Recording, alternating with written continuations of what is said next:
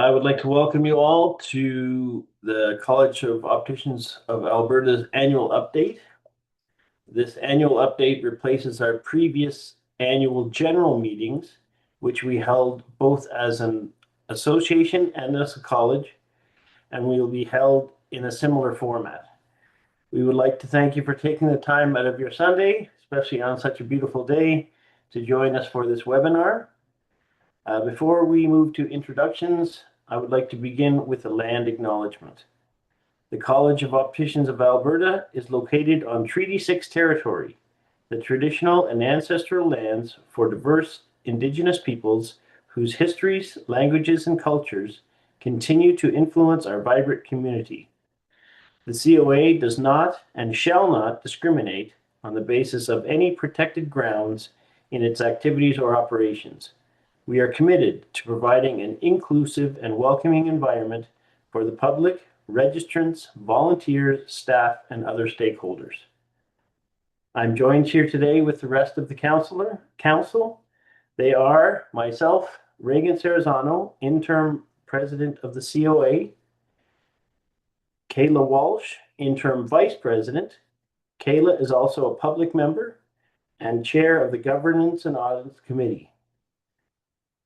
Tanya Aurora, Oziran Ogbimi, the current chair of the Registration and Audit Committee, Scott Smith, Lindsay Ziegler, Lana Bentley.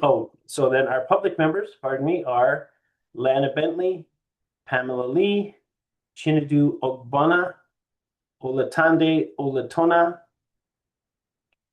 Kirsty Vogelsang. Thank you. At our June meeting, we will nominate and select the new president and vice president of the COA for one-year terms. We will also be selecting the chairs of our Governance and Audit Committee and Registration and Competence Committees. At this time, we would like to extend our sincere thanks to Laura Lazenby-Pashko. She is unable to join us for today's webinar. Laura has been a valued member of our council since 2023 and has served as president for the past 2 years. We are grateful for her leadership and dedication, and we wish her success going forward. Just a couple of housekeeping items before we go ahead with the update.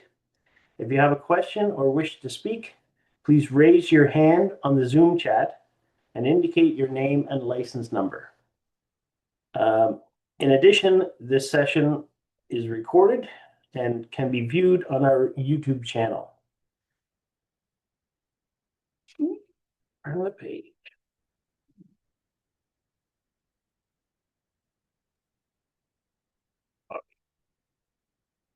So now we are going to invite Tammy Kohut, the CEO and registrar, to present the annual update and highlight the operational initiatives undertaken over the past year.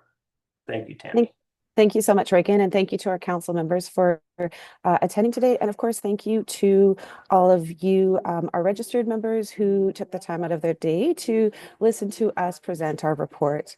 To this year, we decided to do things a little bit differently. I am just going to speak to some of the great initiatives that our college has taken on this year, and really try to engage with you. We're really trying to listen to our regulated members and trying to make sure that our college is meeting our regulatory mandate by protecting the public, but also making it clear and transparent about what we're doing so that you as regulated members are more able to understand what we do.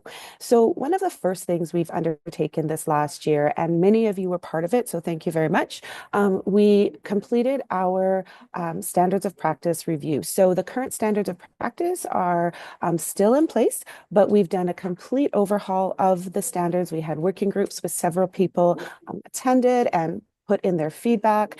And we've just, many of you responded to the standards. And so we could take that back, take the feedback, and make them even better. And so now currently they are sitting at the government and we are waiting for their consultation process and hoping to get that back as soon as we can. Once those are back, we'll do a final review and put our new standards in place. We really try to get as much feedback from registered members, from public, from other collaborative partners to see where we could do better, where our standards could be more transparent, more clear, more guiding as to what your responsibilities and accountabilities are. And so we really think that our new standards are going to help with that. So we're excited to get those going once we get them back from government. Unfortunately, we don't know the time frame on that, but we will keep you posted once we get those back. Secondly, we actually engaged with a lot of you over the last couple years and asked a lot of questions about the current continuing competence program. No surprise to anybody, I'm sure we've received a lot of feedback on that. And so we've worked really hard to make those changes. So the current program, you do need to complete by June 30th. So that is the end of the 3-year cycle. So we can't take that away, unfortunately. You do still have to complete that 3-year cycle, which requires that online assessment, the learning goals, and all of those pieces. We did recently send out an email that should help to guide some of that, those technical problems or technical pieces that some people do struggle with. So we tried to make it a little bit easier. We tried to fix what we could with that. Once that program is done on June 30th, even if you haven't completed it, that you will still have to complete it, but we will start our new program. And we're really excited about the new CC program because we're making it a lot more self-directed. So if you are somebody who learns better by going to conferences, sitting in the seat, learning that way, that can be your learning activity. We want you to tell us all about that and what you learned. We're then going to ask you to apply that to a standard of practice. We want you to look at the standard and say, what standard does that actually help make me be more accountable in my practice? And then just tell us a quick blurb about what you learned and how you're going to apply it to your practice. There is going to be no more mandatory self-assessment online starting July 1st. Once the completion of this cycle is finished, we're trying to make it more relatable to your practice setting, more meaningful, more self-directed to your learning style, and just less cumbersome. We want you to just say, this is what I learned. This is how I'm going to apply it to practice. So we think that by doing so, it will make your professional development a lot more meaningful to you as a registrant and let you kind of decide and determine how that actually fits into your practice setting. Of course, the standards of practice are what you are held accountable to as a professional. And that's why we want you to tie it back to the standards of practice and not actually your entry-level competencies, right? You've already been tested on your entry-level competencies when you wrote your NACOR exams. Now we want you just to continue that professional development, keep learning, and apply it to your standards. So that's how the new program is going to go.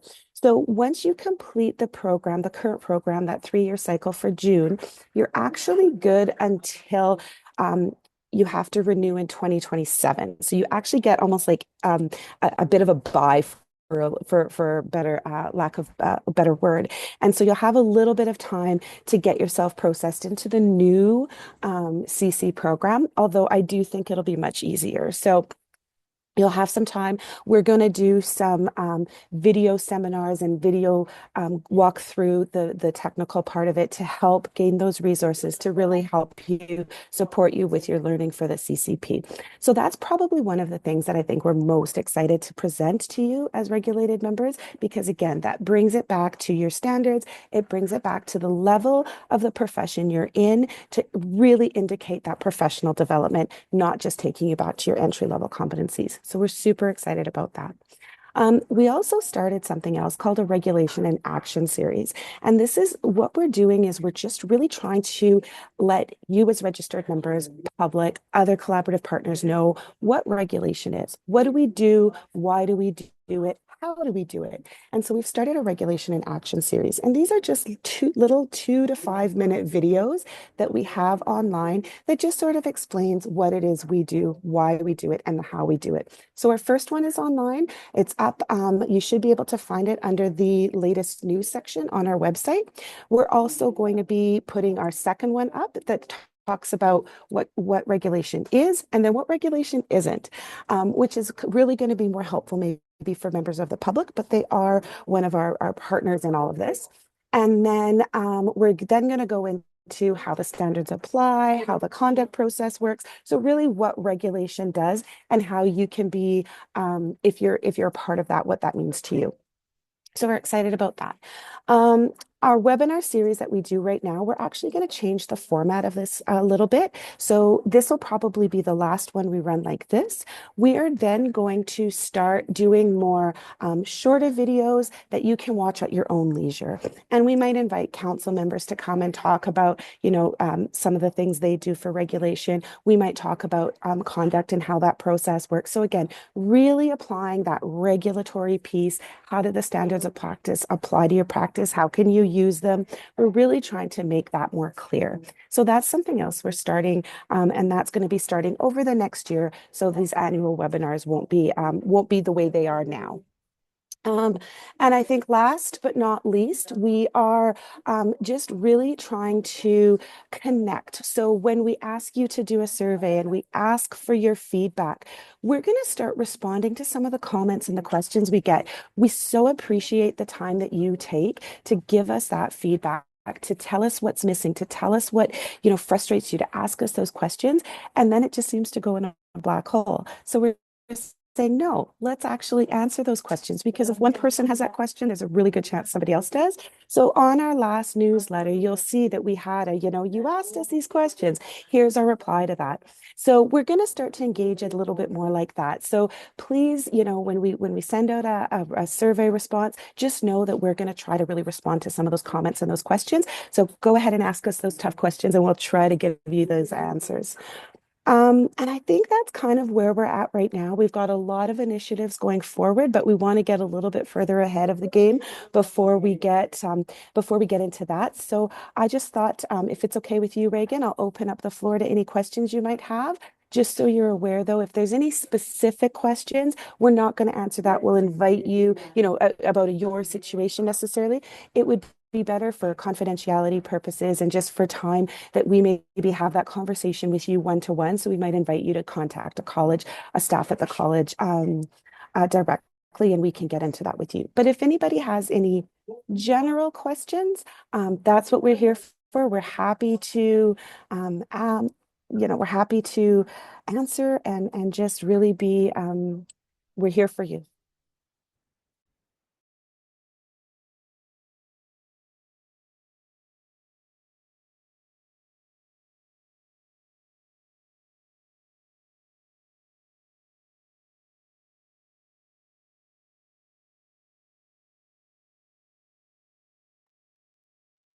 Christy, I'm not seeing anything, but No, nothing at this time. I don't know, Megan, is there anybody else on council who maybe wants to make a mention of anything?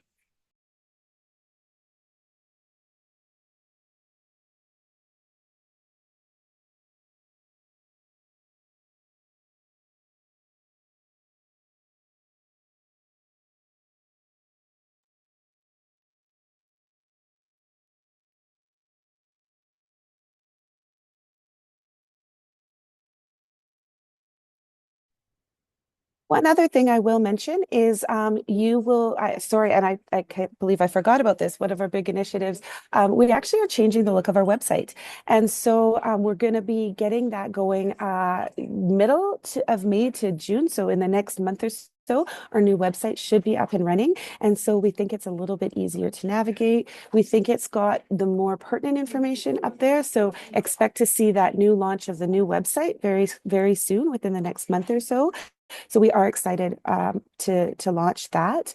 One thing that I will kind of mention is one of the things that I find kind of always interesting with the annual annual report update. And our annual report should be published within the next month or so. So you'll be able to access that online. Is a lot of people like to ask about what the conduct cases are. Everybody seems to be interested in that. And I will say I'm really happy to say that very few conduct cases are actually related to practice. It's more related to the other pieces, the business pieces, the communication pieces. So we do post summaries of conduct cases or outcomes of conduct cases if they do go to a decision other than a dismissal on the website. So you can look at that as well.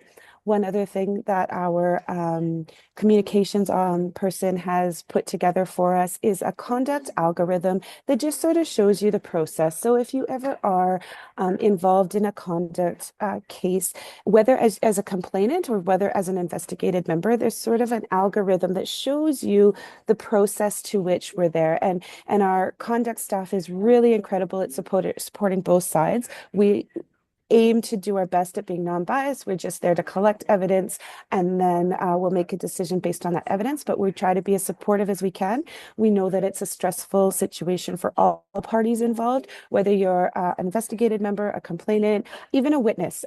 They can be really difficult. So we do try to support all people that are involved with that. So if you do have any interest in that, under the conduct section on our website, we do have a new algorithm that is in place.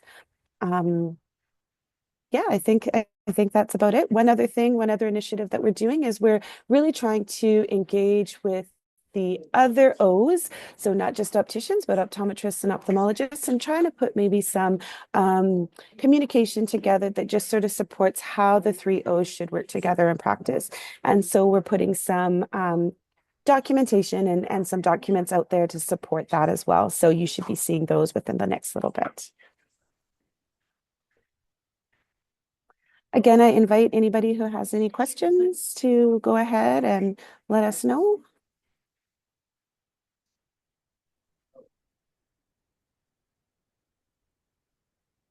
We have no further questions open at this time.